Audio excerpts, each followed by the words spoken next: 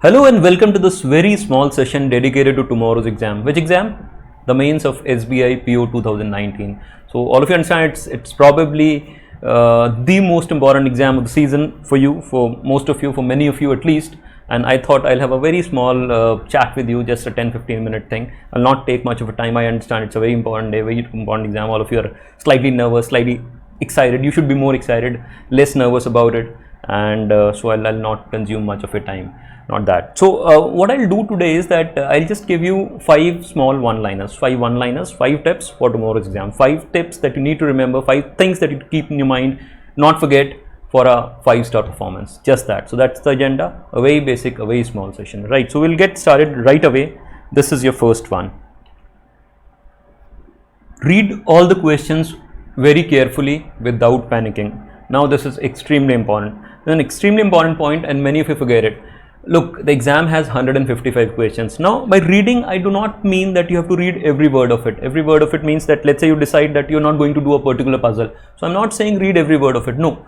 But what I'm trying to say is that you have to look at all 155 questions, everything, and you've got ample time for it. You've got 3 hours for the objective test plus 30 minutes for the descriptive test. So that's a lot of time. You have to look at everything. You have to pick the best questions. Do not panic while reading. So if you find 5 questions that are tough, you think you do not know them, do not panic. Still keep reading.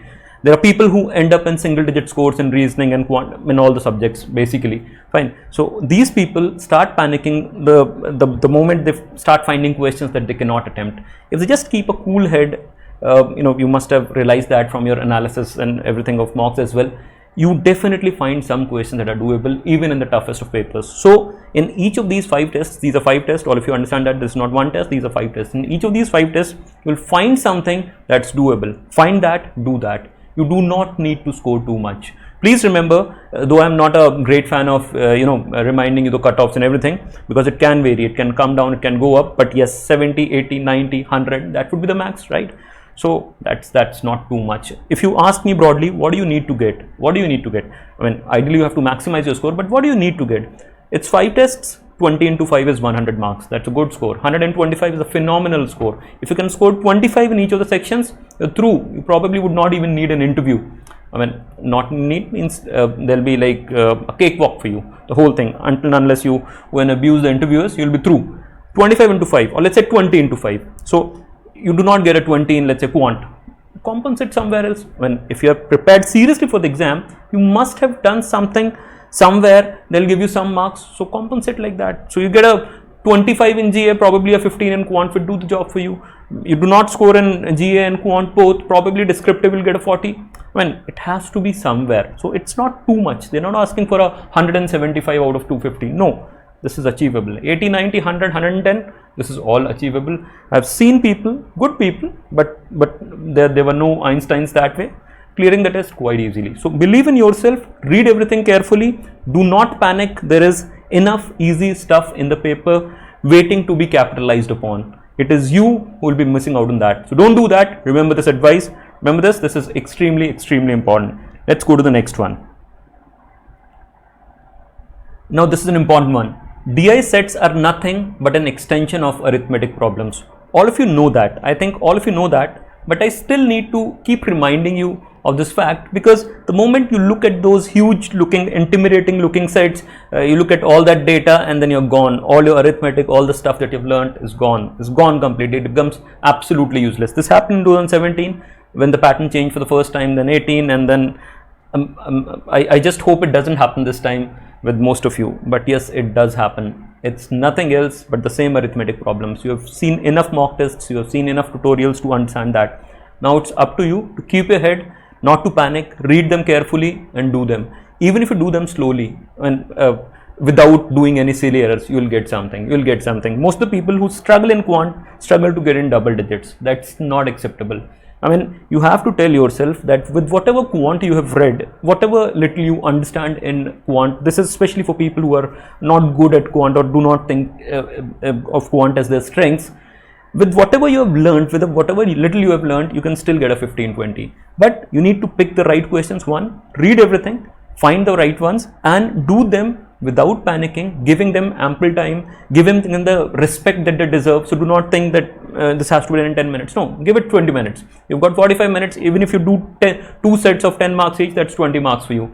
Give it the time it deserves. You're not a champion of quant. Remember that. Fine. You're not a champion. You're not aspiring for a 50 out of 60. You need that 20, 25, 15. That's a decent score for you. You're not good. This is for people who are not good. Most of you are not good in quant, right?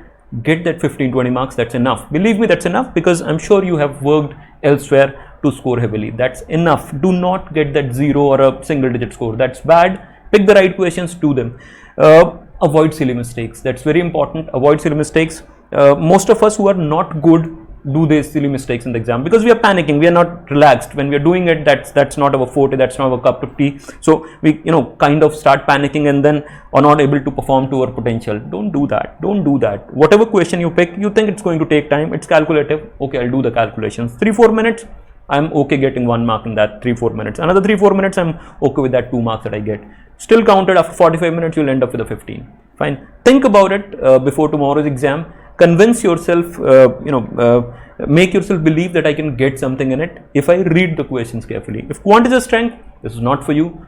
Go all out, score 100. I'll be so happy for you. Remember this. On to the next one.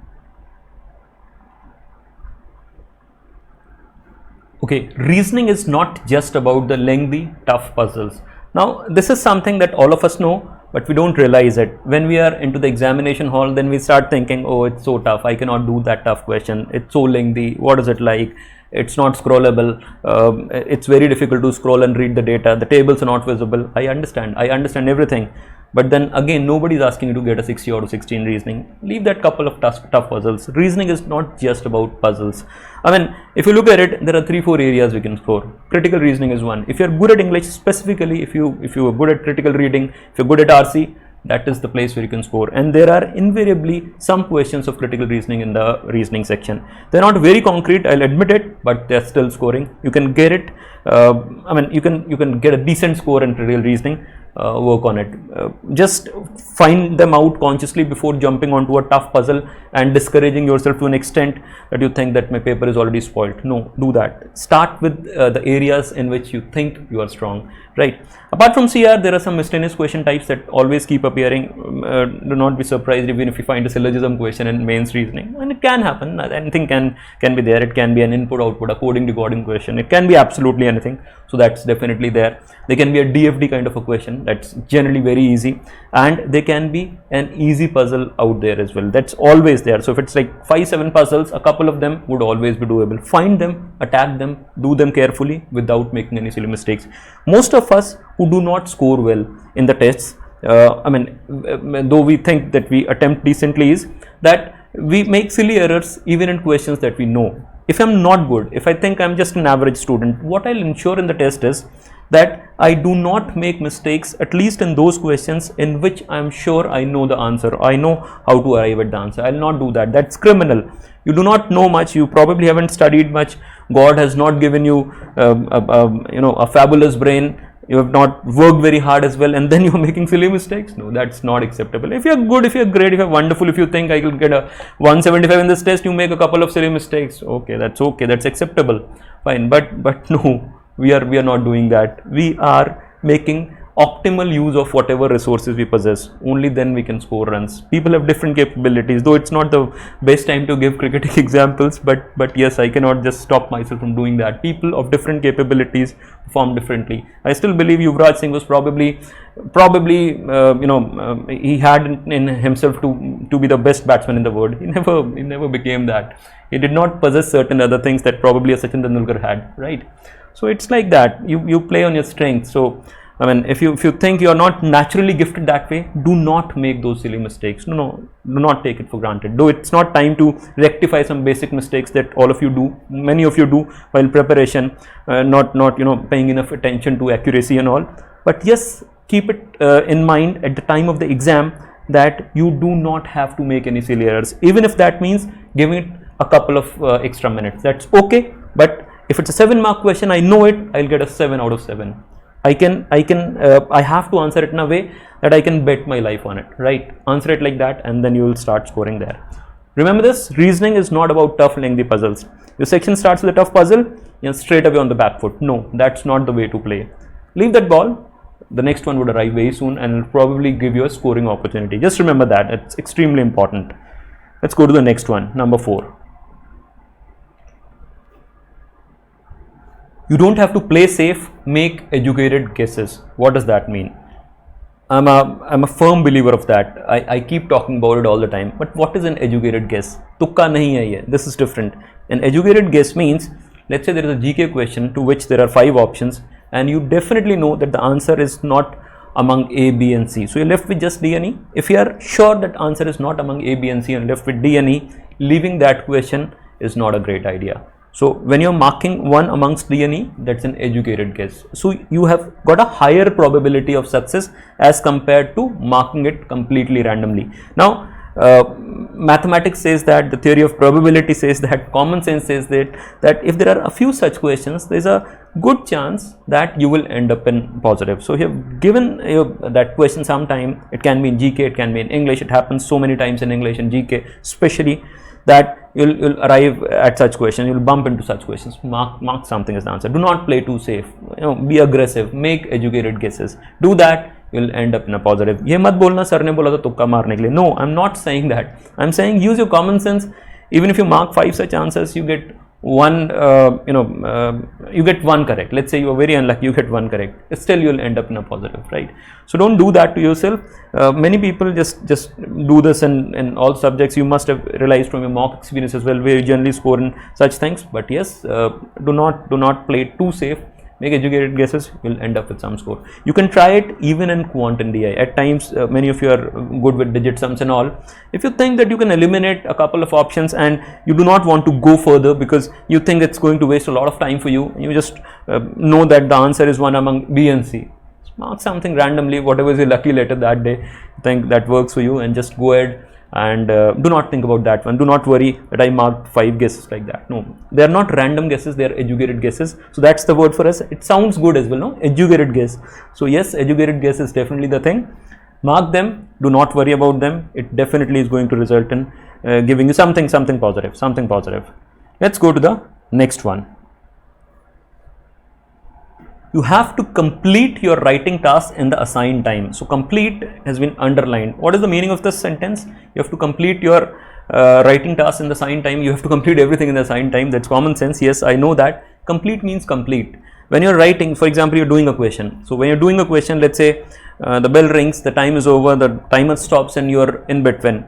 You'll get anything for the question? No. So the same is true even for writing. So if you are in the middle of writing your essay and or the letter for that matter, and the timer is up, you are midway, so you have just written 100 words, it counts for almost nothing. You will probably get something, it counts to almost nothing. Do not have too many expectations from that. And this is one mistake that so many people do. So what you have to do for that is, let's say you have given yourself 15 minutes to write this. That's up to you. You can give it 20 minutes. You can give whatever is your time assignment. Just work on that. But let's say you say that you have got 15 minutes to write your essay. Try and write that in the first 13 minutes. Spare 2 minutes for any contingency, for revision. Fine. So to make your language a little better, probably 2-3 minutes for that. To work on your spelling mistakes, punctuation errors, sentence structures, stuff like that. So when you write a piece, generally when you write a piece, if you've written that, you know how it works. When you write something, let's say 150 200 words is absolutely nothing. You will not take any time in reading that. You'll read that in 1 minute. When you read that, most of the times you'll realize that there is this particular sentence that does not sound great. You will want to change that. There's this spelling mistake, this sentence looks fragmented, there's this comma missing. Do all that, do everything like that. The writing should be neat. You do not need flowery language. No, you do not need heavy words. You just need neat, clear writing, clear communication, to the point communication, whatever is written in the question. Read the question very carefully. When it comes to writing, people do not at times read about it. Fine. So let's say it says VAT. Fine. So VAT means whatever I know about VAT, I'll just regurgitate that. No, it's not to be done like that. Read the question very carefully. Be very precise about what you are writing. Write neatly, write cleanly. Type, not write, basically. Fine. No spelling mistakes, no punctuation errors, no fragmented sentences.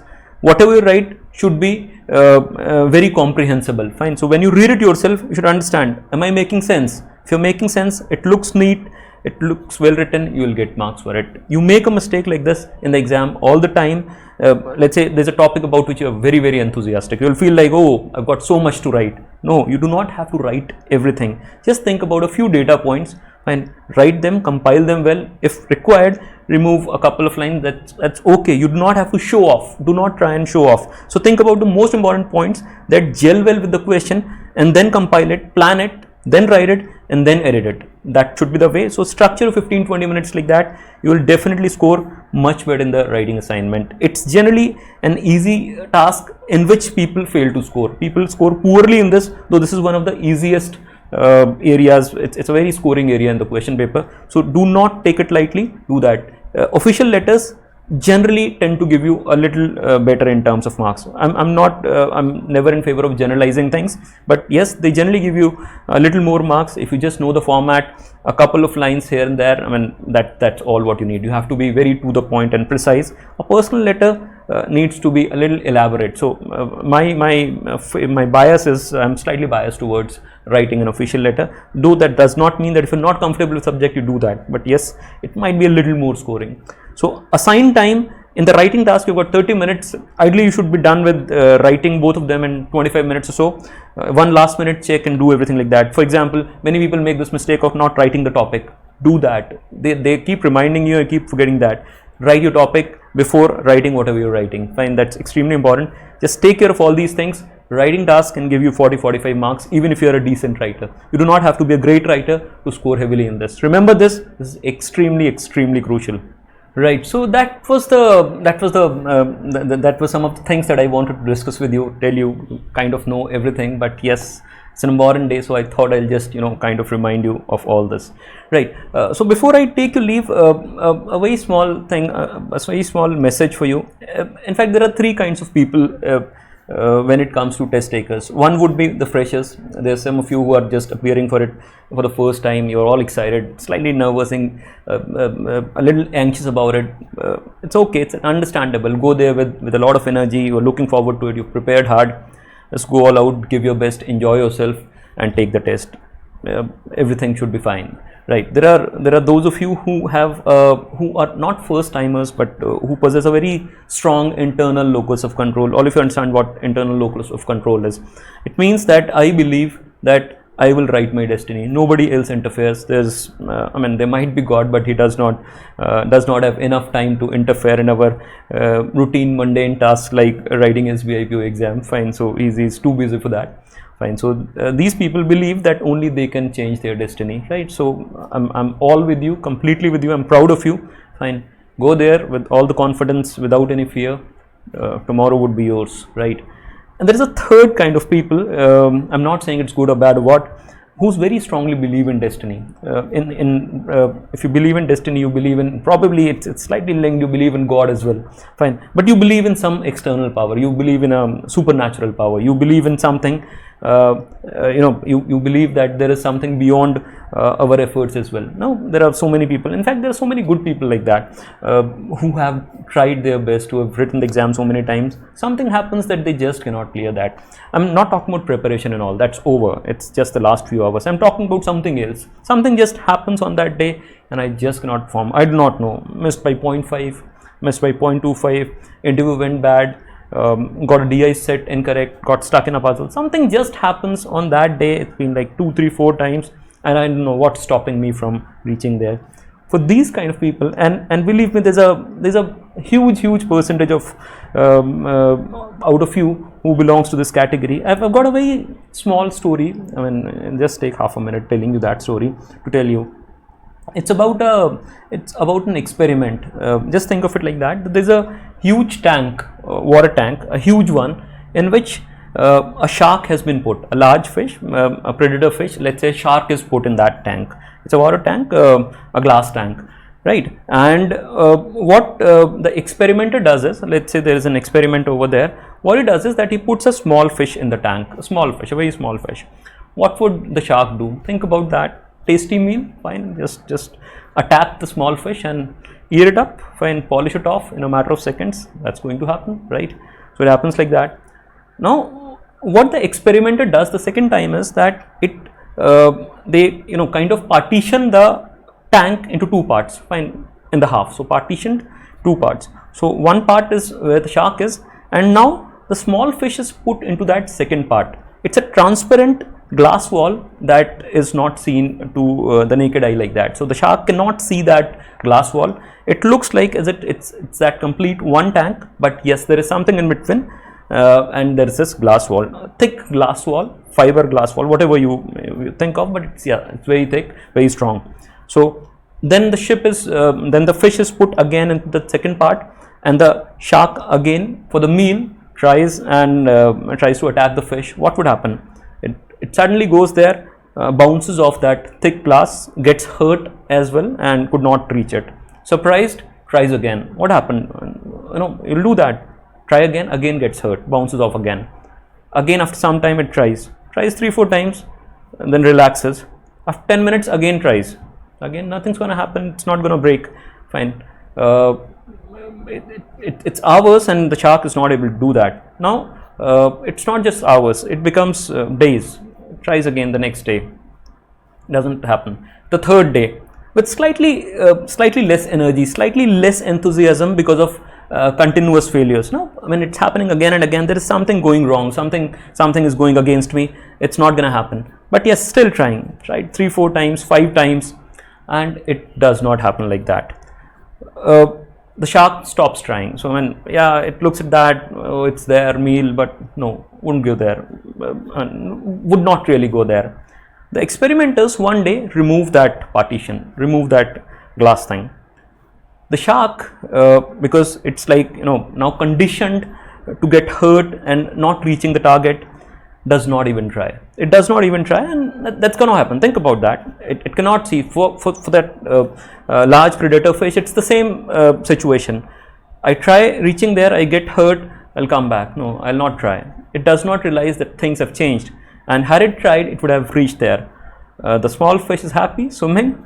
There's this huge predator fish over there. It will not hurt me because it's bound by its inner demons. Fine. It just does not believe that it's going to happen anymore.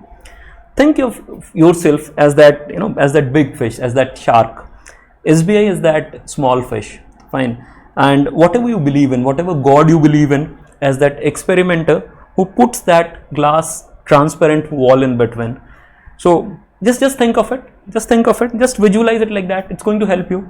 So the God has put that wall in between for you multiple times. Fine, you tried reaching there. I don't know. It was not expected. Did not happen. Something is happening. Do you know if that wall would be there when you take the exam tomorrow? Think about it. Who knows? It's been removed. God will be kind this time. Fine. If it's removed, you've got all the reason in the world to attack the fish with the same vigor, with the same enthusiasm and energy and optimism with which you did it the first time. Remember the first time when you prepared, went all out, oh, kar hi dunga isme kya hai, ye to aasan hai. Now it's not there, and it's bound to happen with repeated failures. Just think of this example, make yourself that shark, and tomorrow just attack that fish without that fear of getting hurt of that glass wall like you did the first time. Fine, when you got hurt. Who knows? It does not exist. If it does not exist, you're going to succeed this time. Just think of this example, just visualize it.